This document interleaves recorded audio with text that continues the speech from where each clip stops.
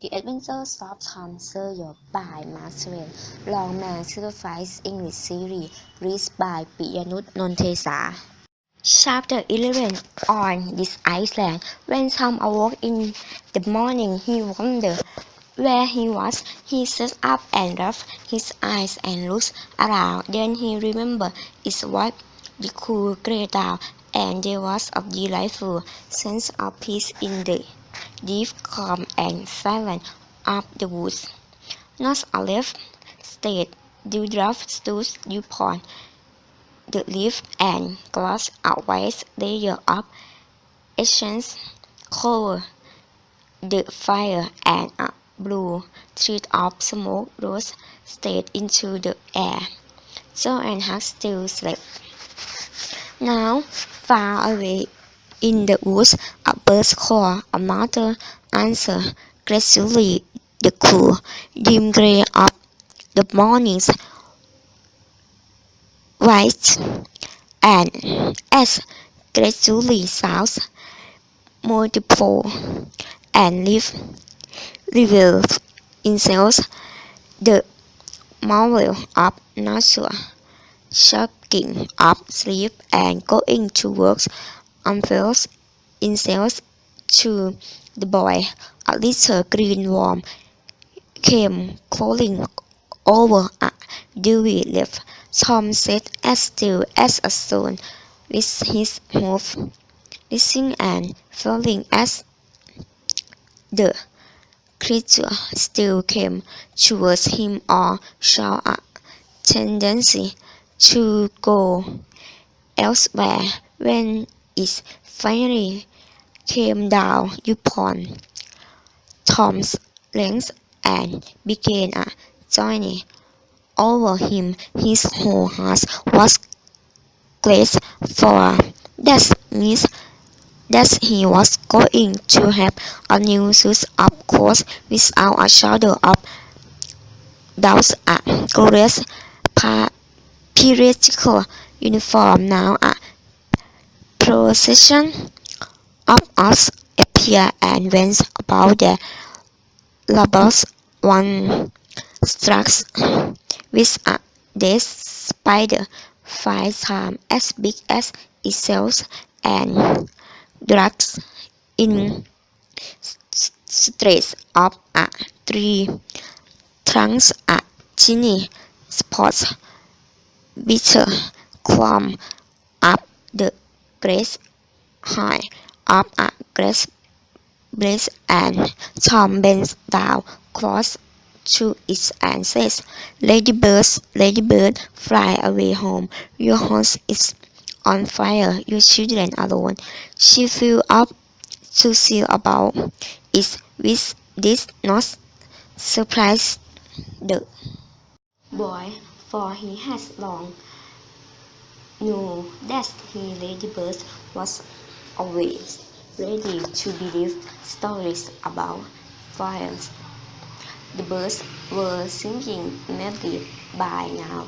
One swept down a flash of blue flame and stopped on a branch almost with the boy's wrist. It leans its head to one side and eyes the structure with immense curiosity.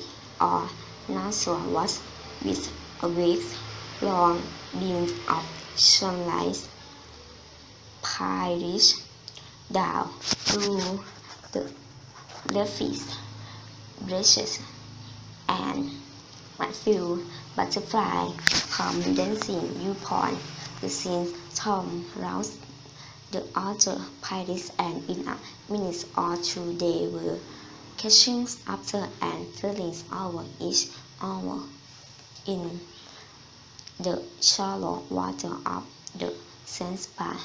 The chorus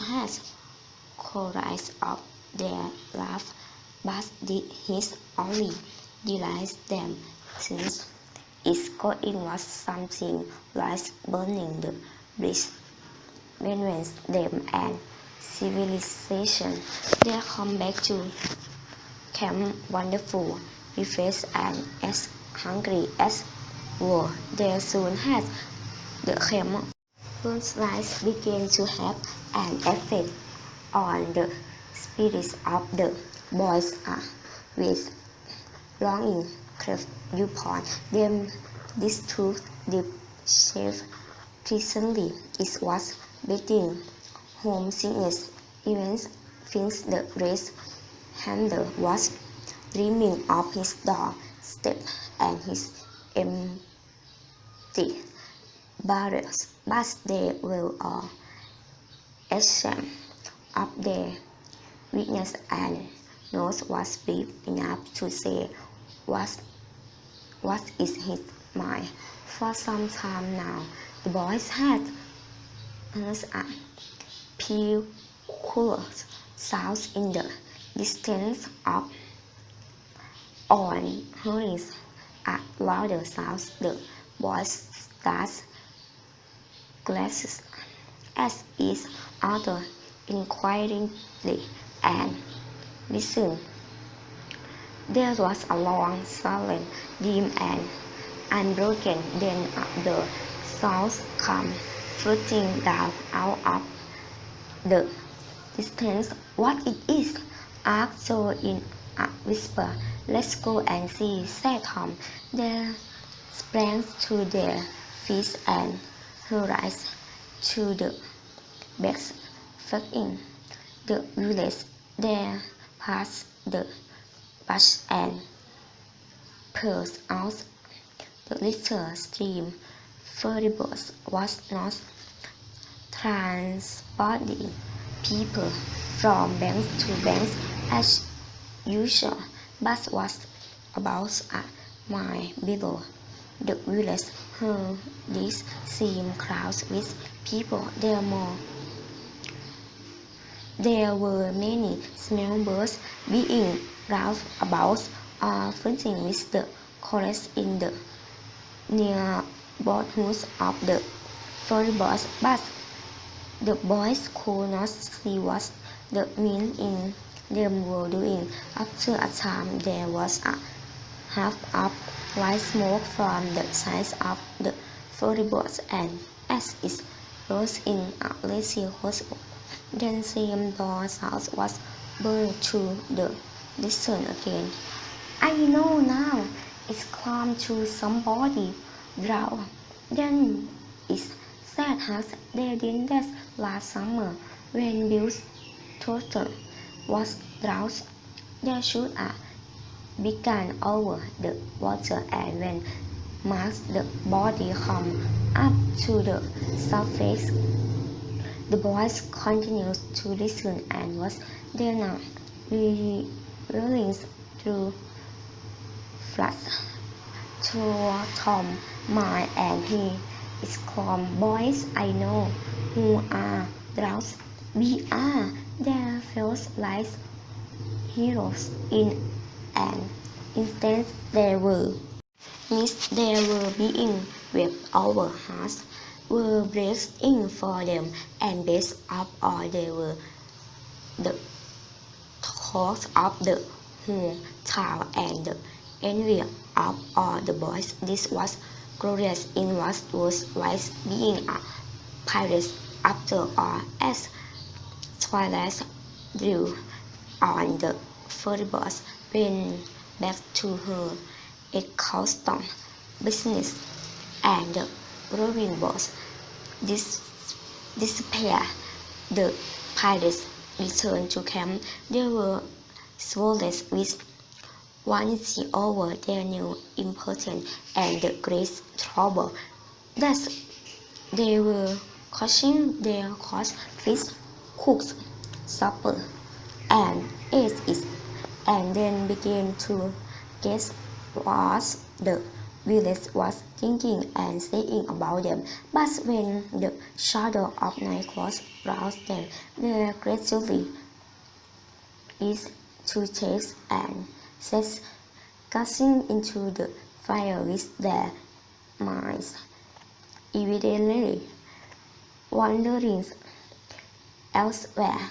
The excitement has gone now, and Tom and Joe could not keep out thoughts of certain persons at home who were not enjoying their first adventure as much as they were seeing or to escape an award. Tom said so. He sarcastically, pirates do go home. Sometimes, not they. Tom poor cons upon him hard and not said a word on the subject and was therefore free to join in with Tom so much escorts and family denies that he was suffering from homesickness or that he wished to research as the night depends Huck began to nod and presently fell asleep, so followed Tom lay watching the two for some time. At last he got up cautiously and went searching amongst the glass in the deep light of the campfire. He picked up and inspected several large pieces of the thin white bark of a tree and finally close to them he knelt by his fire and was something on each of these. In pencil one he rolled up and passed in his coat pocket and the other he put in silver cap together with certain invaluable schoolboy treasure amongst them a piece of cheese, a rubber ball, 3 fish hooks and a spectacle kind of marble. Then he tiptoed away.